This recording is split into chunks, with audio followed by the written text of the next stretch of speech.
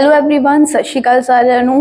Hope you all are doing well. तो देखो अपना जो चैप्टर हैगा चैप्टर नंबर 9 फाइनैशियल मैनेजमेंट चल रहा सीगा ते इहदे विच आपां 9.1 कवर कर चुके हैंगे। 9.1 दे विच सारे फाइनैशियल डिसीजनस जो हुंदे हैगे, फाइनैशियल प्लैनिंग, ये सारे टॉपिक्स अपने हो चुके हैगे। प्लेलिस्ट दे विच लेक्चर्स पए नेगे, तुसीं उत्थों चैक कर सकदे होगे।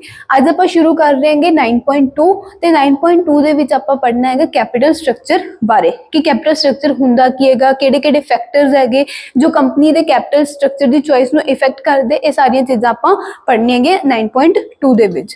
तां हुण देखो कैपिटल स्ट्रक्चर समझदे हांगे पहला हुंदा की हैगा।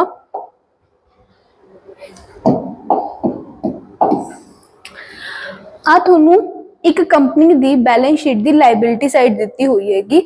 किसी भी बिजनेस की लाइबिलिटी साइड दे विच की हुंदा हैगा, कैपिटल प्लस लाइबिलिटी दियां अमाउंट्स हुंदियां हैगियां। तां आ दो तरह दी अपने कोले कैपिटल दित्ती हुई हैगी। आ अपनी लॉन्ग टर्म कैपिटल है यानी कि लाइबिलिटी हैगी, ये अपने रिजर्व्स हो गए, ये अपनी की हैगी करंट लाइबिलिटी यानी कि शॉर्ट टर्म लाइबिलिटी। ते कैपिटल स्ट्रक्चर की हुंदा हैगा, बेसिकली किसी प्रपोर्शन नूं क्या जांदा हैगा कैपिटल स्ट्रक्चर, किस चीज दे प्रपोर्शन नूं कैपिटल स्ट्रक्चर क्या जांदा हैगा। हुण देखो जिवें आह टोटल 15 लाख बन रहा हैगा अपनी लाइबिलिटी साइड दा, जदों तुसीं 15 लाख दे विचों देख रहे होगे कि इक्विटी शेयर कैपिटल दा कितना प्रपोर्शन है। 15 लाख दे विचों इक्विटी शेयर कैपिटल दा कितना प्रपोर्शन हैगा 33.33%। 15 लाख दे विचों प्रेफरेंस शेयर कैपिटल दा कितना प्रपोर्शन हैगा 20%।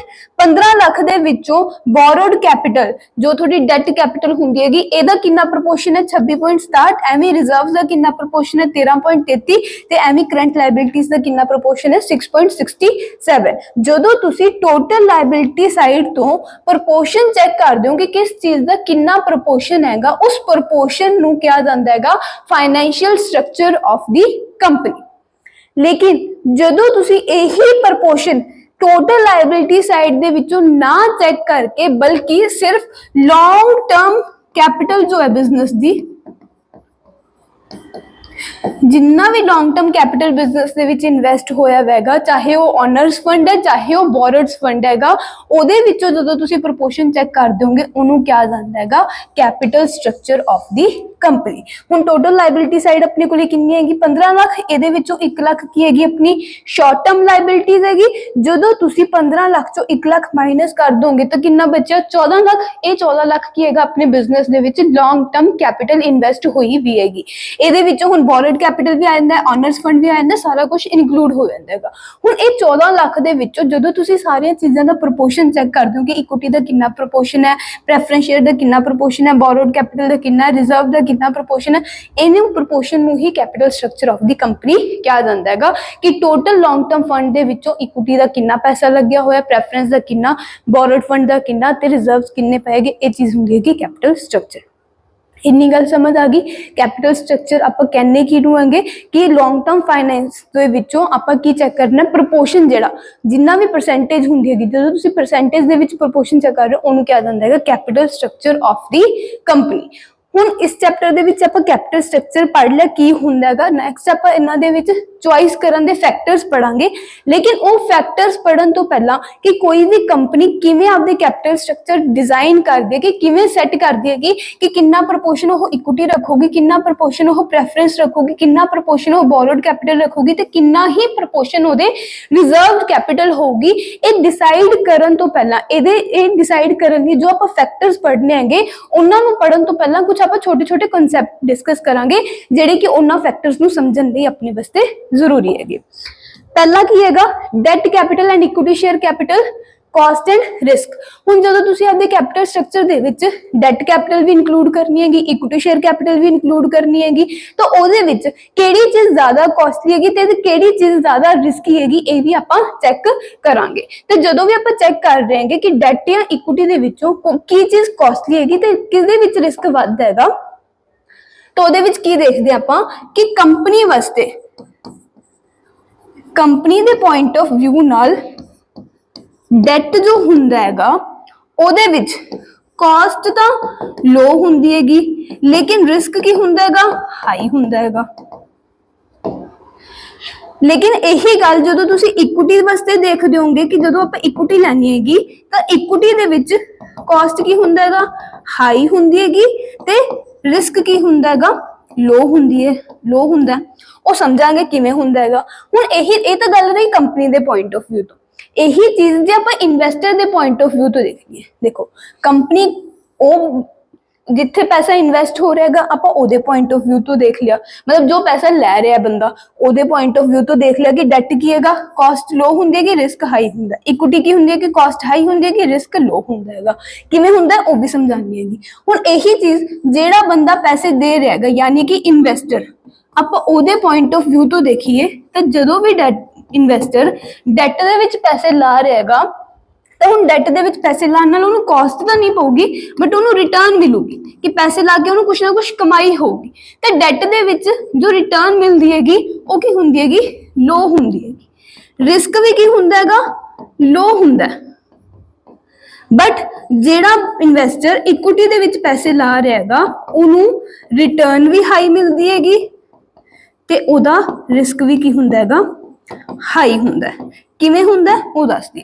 ਹੁਣ ਦੇਖੋ ਡੈਟ ਹੈ, ਜਿਹੜਾ ਬੰਦੇ ਨੇ ਡੈਟ 'ਚ ਪੈਸੇ ਲਾਏ ਹੈਗੇ ਉਹਨੂੰ ਡੈਟ ਪੈਸੇ ਲਾ ਕੇ ਇੱਕ ਫਿਕਸਡ ਅਮਾਉਂਟ ਆਫ ਰਿਟਰਨ ਹੀ ਮਿਲੂਗੀ, ਯਾਨੀ ਕਿ ਇੱਕ ਫਿਕਸਡ ਰੇਟ ਆਫ ਇੰਟਰਸਟ ਹੀ ਮਿਲਣ ਵਾਲਾ ਹੈਗਾ, ਉਦੋਂ ਵੱਧ ਉਹਨੂੰ ਕੁਝ ਵੀ ਨਹੀਂ ਮਿਲੂਗਾ। ਲੇਕਿਨ ਜਦੋਂ ਤੁਸੀਂ ਇਕੁਇਟੀ ਦੇ ਵਿੱਚ ਪੈਸੇ ਲਾ ਰਹੇ ਹੋਗੇ, ਇਕੁਇਟੀ ਦੇ ਵਿੱਚ ਕੋਈ ਰੇਟ ਫਿਕਸ ਹੀ ਨਹੀਂ ਹੁੰਦਾ।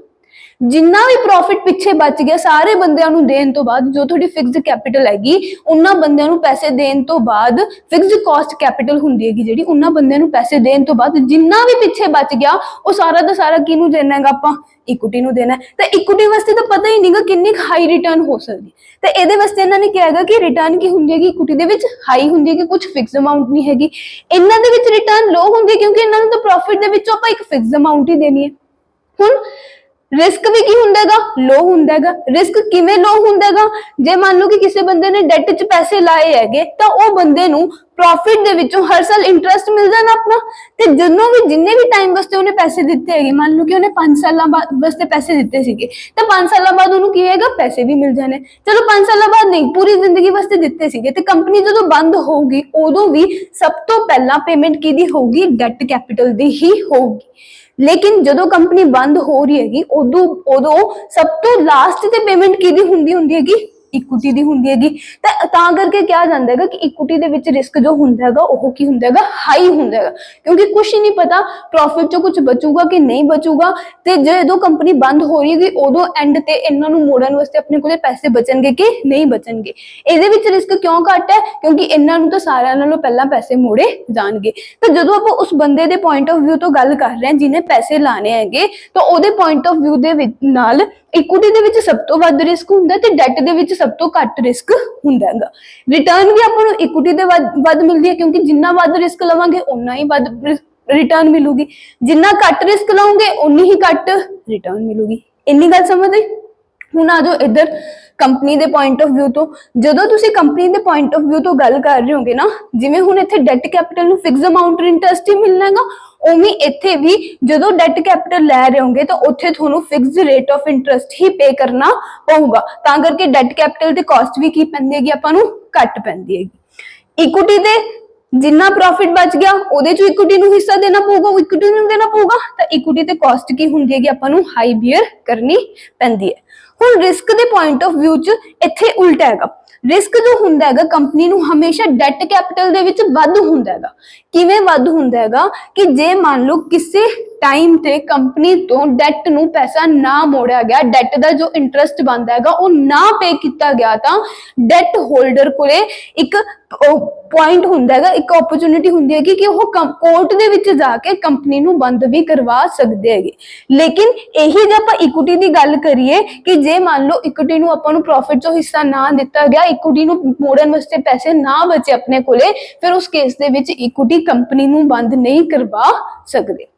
ਸੋ ਦੈਟ ਇਕੁਇਟੀ ਦੇ ਵਿੱਚ ਆਪਾਂ ਨੂੰ ਕੰਪਨੀ ਨੂੰ ਰਿਸਕ ਘੱਟ ਹੁੰਦਾ ਹੈਗਾ ਬਟ ਕਾਸਟ ਹਾਈ ਬੀਅਰ ਕਰਨੀ ਪੈਂਦੀ ਹੈਗੀ। ਡੈਟ ਦੇ ਵਿੱਚ ਰਿਸਕ ਬਹੁਤ ਜ਼ਿਆਦਾ ਹੁੰਦਾ ਹੈਗਾ ਕਿ ਆਪਣੇ ਤੋਂ ਜੇ ਫਾਈਨੈਂਸ਼ੀਅਲ ਰਿਸਕ ਨਾ ਬੀਅਰ ਕੀਤਾ ਗਿਆ, ਕਿ ਇੰਟਰਸਟ ਦੀ ਪੇਮੈਂਟ ਨਾ ਦਿੱਤੀ ਗਈ, ਫਿਰ ਇਹ ਬੰਦੇ ਆਪਣੀ ਕੰਪਨੀ ਨੂੰ ਬੰਦ ਕਰਵਾ ਸਕਦੇ ਹੈਗੇ। ਤਾਂ ਇਹਦੇ ਵਿੱਚ ਰਿਸਕ ਹਾਈ ਹੁੰਦਾ ਲੇਕਿਨ ਕਾਸਟ ਕੀ ਹੁੰਦੀ ਹੈਗੀ, ਲੋ ਹੁੰਦੀ ਹੈ।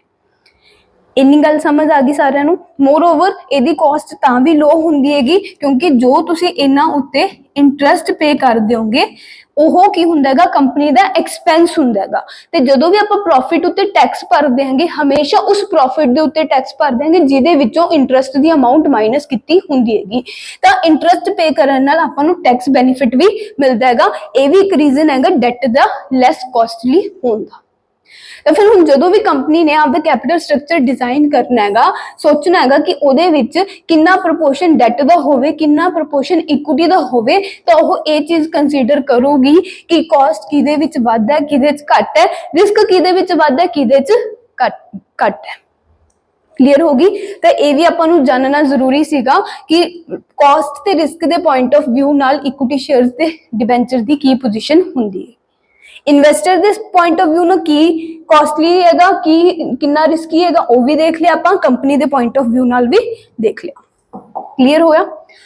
ਹੁਣ ਉਵੇਂ ਆਪਣੇ ਕੈਪੀਟਲ ਸਟਰਕਚਰ ਦੇ ਵਿੱਚ ਤਾਂ ਪ੍ਰੈਫਰੈਂਸ ਸ਼ੇਅਰਸ ਵੀ ਹੋਣਗੇ, ਇਕੁਇਟੀ ਸ਼ੇਅਰਸ ਆਪਾਂ ਦੇਖ ਲਏ ਕਿ ਕੀ ਫਰਕ ਹੁੰਦਾ। ਉਵੇਂ ਕੈਪੀਟਲ ਸਟਰਕਚਰ ਦੇ ਵਿੱਚ ਜਦੋਂ ਆਪਾਂ ਪ੍ਰੈਫਰੈਂਸ ਵੀ ਇਨਕਲੂਡ ਕਰਨਾ ਹੈਗਾ ਤਾਂ ਪ੍ਰੈਫਰੈਂਸ ਦੇ ਵਿੱਚ ਡੈਟ ਕੈਪੀਟਲ ਤੇ ਪ੍ਰੈਫਰੈਂਸ ਸ਼ੇਅਰ ਕੈਪੀਟਲ ਦੇ ਵਿੱਚ ਕੀ ਫਰਕ ਹੈ ਕੀ ਸਿਮਿਲੈਰਿਟੀਜ਼ ਹੈ ਉਹ ਵੀ ਆਪਾਂ ਦੇਖ ਲੈਣੇ। ਹੁਣ ਦੇਖੋ ਫਰਕ ਕੀ ਹੈਗਾ ਤੇ ਸਿਮਿਲੈਰਿਟੀਜ਼ ਕੀ ਨੇਗੀਆਂ। ਸਭ ਤੋਂ ਪਹਿਲੀ ਸਿਮਿਲੈਰਿਟੀ ਤਾਂ ਇਹਨਾਂ ਦੋਨਾਂ ਦੇ ਵਿੱਚ ਇਹੀ ਹੈ ਕਿ ਫਿਕਸ ਰੇਟ ਆਫ ਰਿਟਰਨ। ਤੁਸੀਂ ਚਾਹੇ ਡੈਟ ਦੀ ਗੱਲ ਕਰ ਲਓ ਚਾਹੇ ਤੁਸੀਂ ਪ੍ਰੈਫਰੈਂਸ ਦੀ ਗੱਲ ਕਰ ਲਓ ਇਹਨਾਂ ਬੰਦਿਆਂ ਨੂੰ ਆਪਾਂ ਫਿਕਸ ਰੇਟ ਆਫ ਰਿਟਰਨ ਹੀ ਦੇਣੀ ਹੁੰਦੀ ਹੈਗੀ। ਡੈਟ ਕੈਪੀਟਲ ਨੂੰ ਆਪਾਂ ਰਿਟਰਨ ਦੇਣੀ ਹੁੰਦੀ ਹੈਗੀ ਇਨ ਦੀ ਵੇ ਆਫ ਇੰਟਰਸਟ ਤੇ ਪ੍ਰੈਫਰੈਂਸ ਸ਼ੇਅਰ ਹੋਲਡਰਸ ਨੂੰ ਆਪਾਂ ਰਿਟਰਨ ਦੇਣੀ ਹੁੰਦੀ ਹੈਗੀ ਇਨ ਦੀ ਵੇ ਆਫ ਡਿਵੀਡੈਂਡ। ਲੇਕਿਨ ਇਹਨਾਂ ਨੂੰ ਜੋ ਆਪਾਂ ਡਿਵੀਡੈਂਡ ਪੇ ਕਰਨਾ ਹੁੰਦਾ ਹੈਗਾ ਉਹਦਾ ਰੇਟ ਕੀ ਹੁੰਦਾ ਹੈਗਾ ਫਿਕਸ ਕੀਤਾ ਹੁੰਦਾ ਹੈ ਕੰਪਨੀ ਦੁਆਰਾ। ਤਾਂ ਇਹ ਹੁੰਦੀ ਹੈਗੀ ਇਹਨਾਂ ਦੀ ਪਹਿਲੀ ਸਿਮਿਲੈਰਿਟੀ ਕਿ ਫਿਕਸ ਰੇਟ ਆਫ ਰਿਟਰਨ। ਸਮਝ ਆ ਗਿਆ। ਤੇ ਇਹ ਦੋਨੋਂ ਹੀ ਤੁਹਾਡੇ ਤਰੀਕੇ ਜੋ ਹੈ ਫਾਈਨੈਂਸ ਰੇਜ਼ ਕਰਨ ਦੇ ਇਹ ਇਕੁਇਟੀ ਨਾਲੋਂ ਕੀ ਹੈਗੇ ਚੀਪਰ ਨੇ।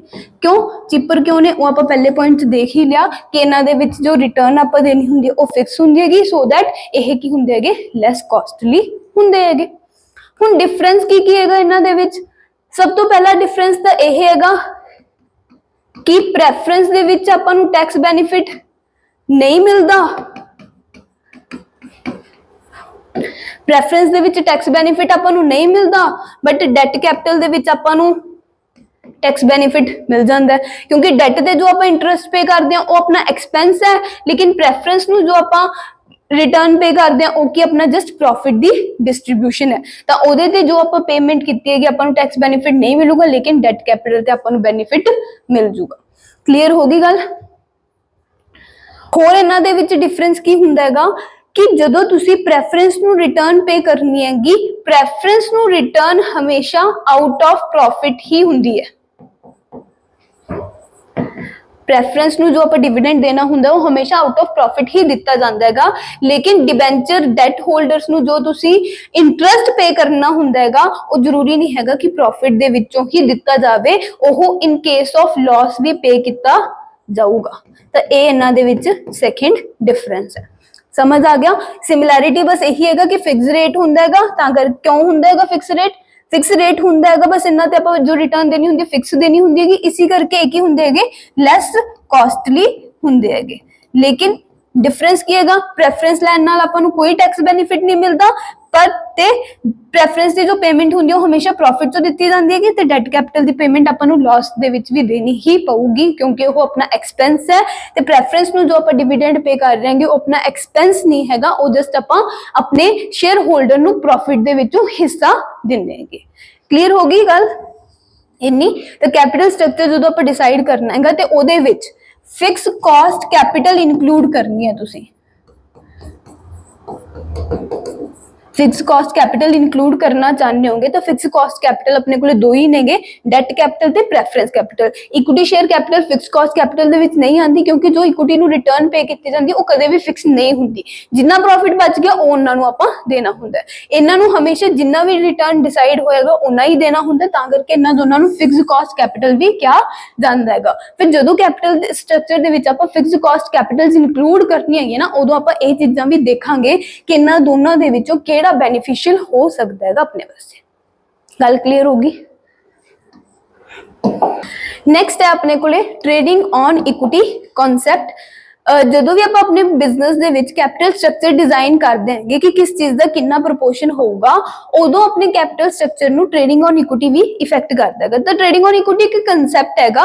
ਬੇਸਿਕਲੀ ਇਹ ਕੰਸੈਪਟ ਆਪਾਂ ਨੂੰ ਕੀ ਦੱਸਦਾ ਹੈਗਾ ਕਿ ਜੇ ਤੁਹਾਡੇ ਬਿਜ਼ਨਸ ਦੇ ਵਿੱਚ return on investment ROI return on investment ਦਾ ਕੀ ਮਤਲਬ ਹੈਗਾ ਕਿ ਜਿੰਨੀ ਵੀ ਇਨਵੈਸਟਮੈਂਟ ਤੁਸੀਂ ਆਪਦੇ ਬਿਜ਼ਨਸ ਦੇ ਵਿੱਚ ਕੀਤੀ ਹੋਈ ਹੈ, ਜਿੰਨਾ ਵੀ ਪੈਸਾ ਤੁਸੀਂ ਆਪਦੇ ਬਿਜ਼ਨਸ ਦੇ ਵਿੱਚ ਲਾ ਰੱਖਿਆ ਹੈਗਾ, ਫੋਰ ਐਗਜ਼ਾਮਪਲ ਤੁਸੀਂ ਆਪਦੇ ਬਿਜ਼ਨਸ ਦੇ ਵਿੱਚ 15 ਲੱਖ ਰੁਪਇਆ ਲਾਇਆ ਹੋਇਆਗਾ, ਇਹ 15 ਲੱਖ ਲਾ ਕੇ ਆਪਦੇ ਬਿਜ਼ਨਸ ਦੇ ਵਿੱਚ ਤੁਹਾਨੂੰ ਕਿੰਨਾ ਪੈਸਾ ਮਿਲ ਰਿਹਾ, ਕਿੰਨਾ ਕੁ ਕਮਾਈ ਹੋ ਰਹੀ ਹੈ, ਕਿੰਨਾ ਪ੍ਰੋਫਿਟ ਮਿਲਦਾ ਹੈਗਾ, ਉਹਨੂੰ ਕਿਹਾ ਜਾਂਦਾ ਹੈਗਾ return on investment. For example ਕਿ ਤੁਹਾਨੂੰ ਆਹ 15 ਲੱਖ ਰੁਪਇਆ ਲਾ ਕੇ 12% ਰਿਟਰਨ ਮਿਲਦੀ ਹੈਗੀ ਆਪਦੇ ਬਿਜ਼ਨਸ ਦੇ ਵਿੱਚੋਂ, ਤਾਂ ਇਹਨੂੰ ਆਪਾਂ 12% ਨੂੰ ਕੀ ਕਵਾਂਗੇ, ROI यानी कि रिटर्न ऑन इन्वेस्टमेंट। ਹੁਣ ट्रेडिंग ऑन इक्विटी ਜਿਹੜਾ ਕਨਸੈਪਟ ਹੈ ਉਹ ਆਪਾਂ ਨੂੰ ਕੀ ਕਹਿੰਦਾ ਹੈਗਾ ਕਿ ਜੇ ਤੁਹਾਡੇ ਬਿਜ਼ਨਸ ਦੇ ਵਿੱਚ ROI ਜੋ ਹੈ ਉਹ ਵੱਧ ਹੈ, ROI ਗ੍ਰੇਟਰ ਦੈਨ ਹੈ ਰੇਟ ਆਫ ਇੰਟਰਸਟ ਨਾਲੋਂ।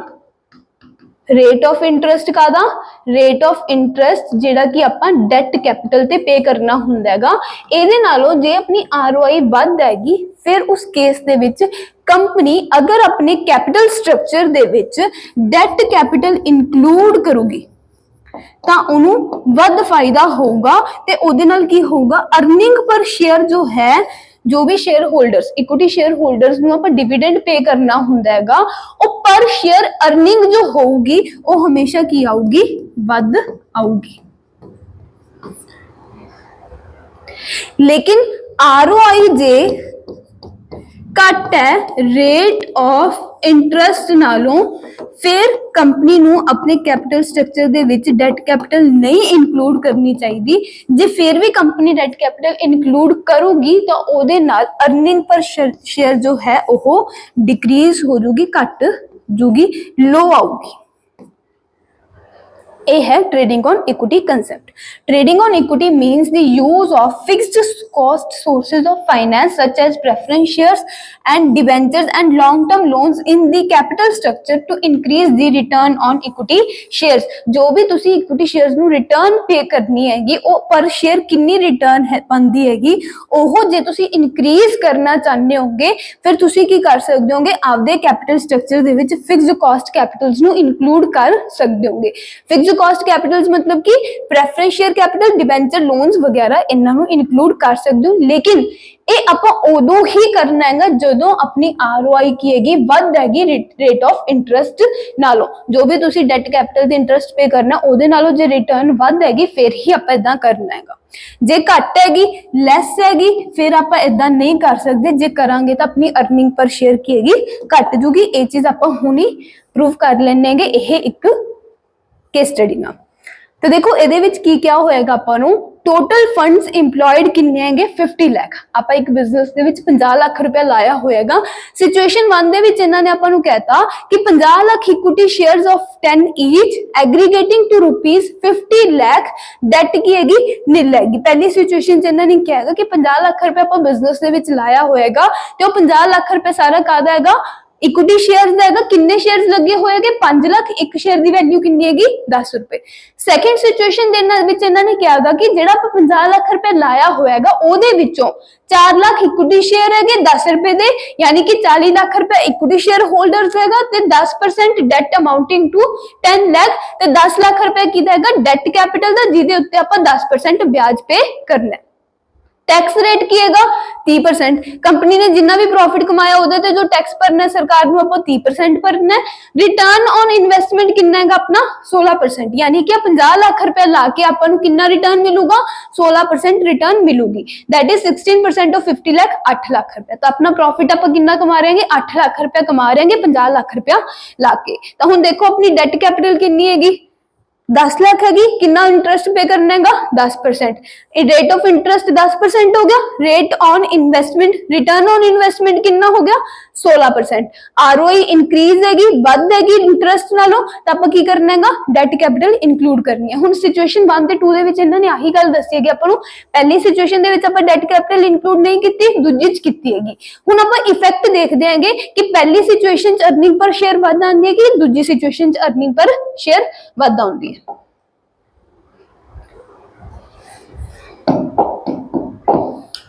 तो देखो सिचुएशन 1, सिचुएशन 2, प्रॉफिट कितना हैगा 8 लाख,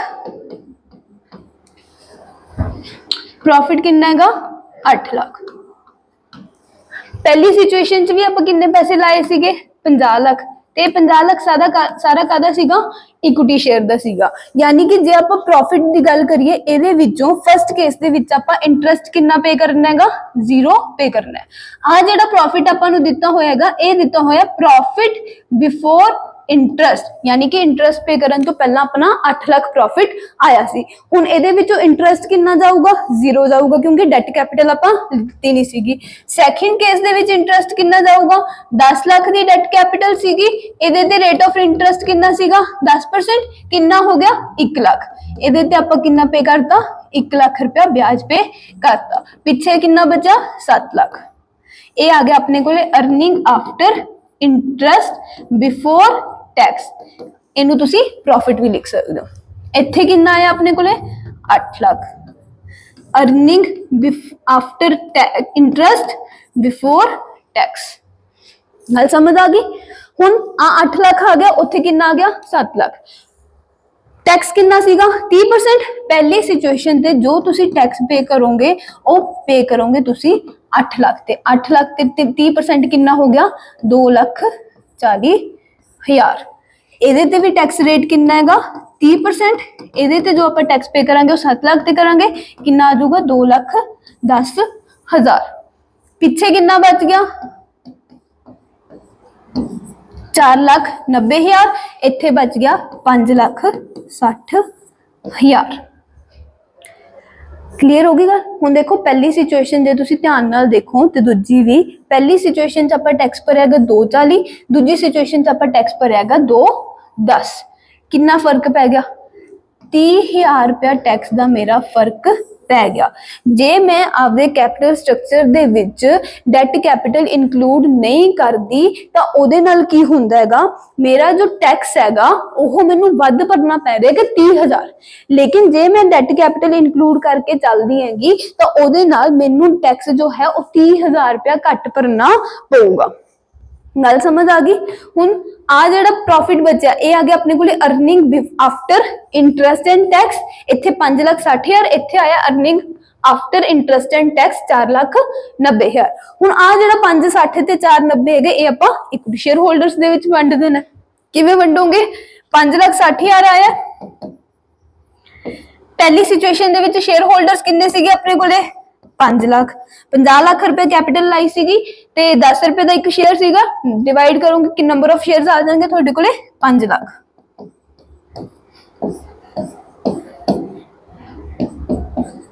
ठीक है, ये आप कैलकुलेशन कर लेंगे।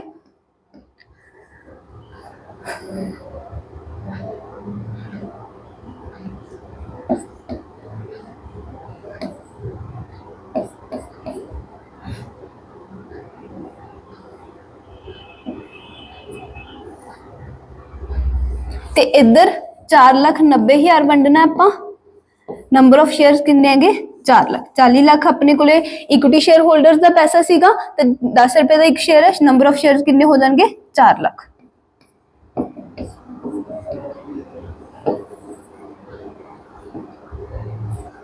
देखो इधर अपने कोले earning per share 1.12 something I हैगी, इधर अपने कोले अर्निंग पर शेयर कितनी आ जाएगी 1.25 समथिंग। तो तुसी क्लियरली देख ही रहे होंगे कि अपनी जो रेट ऑफ इन्वेस्टमेंट सी रिटर्न ऑन इन्वेस्टमेंट वो 16% सी ते रेट ऑफ इंटरस्ट कितना सीगा 10%, यानी कि रिटर्न जो सीगी अपनी 6% वध सीगी रेट ऑफ इंटरस्ट नालों।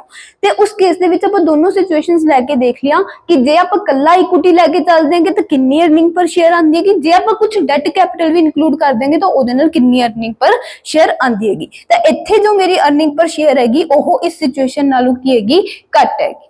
ਤੇ ਟ੍ਰੇਡਿੰਗ ਔਨ ਇਕੁਇਟੀ ਕਨਸੈਪਟ ਬਸ ਆਪਾਂ ਨੂੰ ਇਹੀ ਗੱਲ ਦੱਸ ਦੇਗਾ ਕਿ ਜਦੋਂ ਵੀ ਤੁਸੀਂ ਆਪਣੀ ਰਿਟਰਨ ਔਨ ਇਨਵੈਸਟਮੈਂਟ ਵੱਧ ਹੁੰਦੀ ਹੈਗੀ ਉਦੋਂ ਆਪਾਂ ਕੀ ਕਰ ਸਕਦੇ ਹਾਂਗੇ डेट कैपिटल इनकलूड कर सकते हैं। ਉਹਦੇ ਨਾਲ ਆਪਾਂ ਨੂੰ फायदा हो जाता है, एक तो अपनी टैक्स की बचत हो जाती है तो दूसरा अपने शेयर होल्डर्स की हो जाती है इनकम बढ़ जाती है।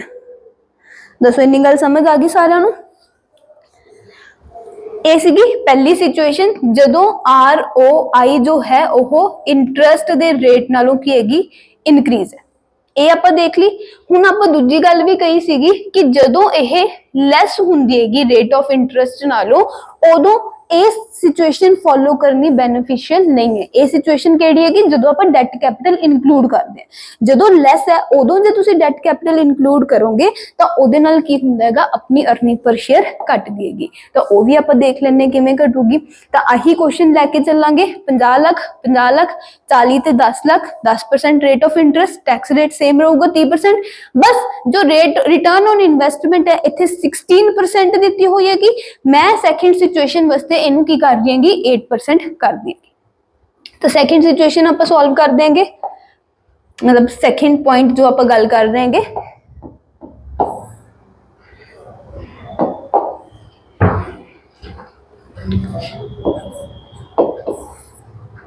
पहला पॉइंट की हैगा सिचुएशन 1 8% हैगी प्रॉफिट किन्ने दा 50 लाख का 8% करांगे आपां।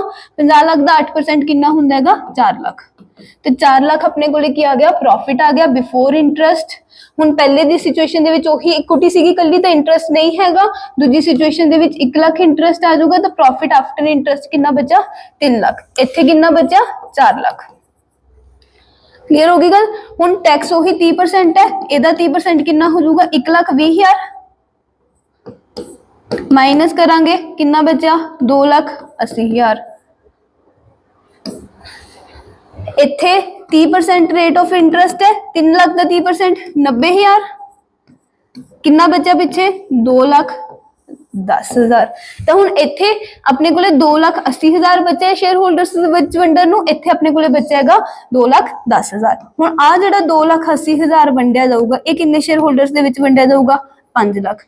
आ 2,10,000 जो वंडिया जाऊगा ये किन्ने शेयर होल्डर्स दे विच वंडिया जाऊगा 4 लाख। तो वंड के देखो कि किहदे विच थोनू अर्निंग पर शेयर ज्यादा हो रही है, किदे विच थोनू अर्निंग पर शेयर घट हो रही है। पहली सिचुएशन दे विच 2,80,000 प्रॉफिट है, 5 लाख दे विच वंडांगे किन्ना आ गया अपने कोले 0.56 समथिंग आ जाऊगा। दूजी सिचुएशन दे विच 2,10,000 प्रॉफिट है, 4 लाख शेयर होल्डर्स दे विच वंड दांगे, ये आ जाऊगा अपने कोले 0.525 समथिंग आ जाऊगा।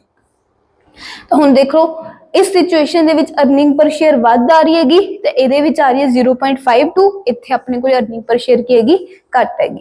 तो बस equity trading on equity concept आपां नूं इन्नी क चीज़ ही दसदा हैगा कि कैपिटल स्ट्रक्चर डिसाइड करते हुए जो थोड़ी रिटर्न ऑन इन्वेस्टमेंट है ते रेट ऑफ इंटरस्ट है ये भी इफेक्ट पाते हैं। किस तरीके नाल पाएंगे तुसी देख ही लिया कि जे रिटर्न ऑन इन्वेस्टमेंट वध है तो डेट कैपिटल इनकलूड करन च फायदा है, जे रिटर्न ऑन इन्वेस्टमेंट घट है रेट ऑफ इंटरस्ट हाई है फिर डेट कैपिटल इनकलूड करन च आपां नूं फायदा घट है।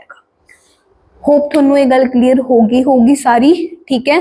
ते कोई भी डाउट होवे किसी भी चीज़ दे विच कमेंट सैक्शन दे विच लिख दिओ, आपां फिर तो उस चीज़ नूं डिस्कस कर लांगे ते इहनूं आपदी बुक दे विच जरूर पढ़ लिओ। थैंक यू सो मच, मिलांगे नैक्सट लेक्चर दे विच।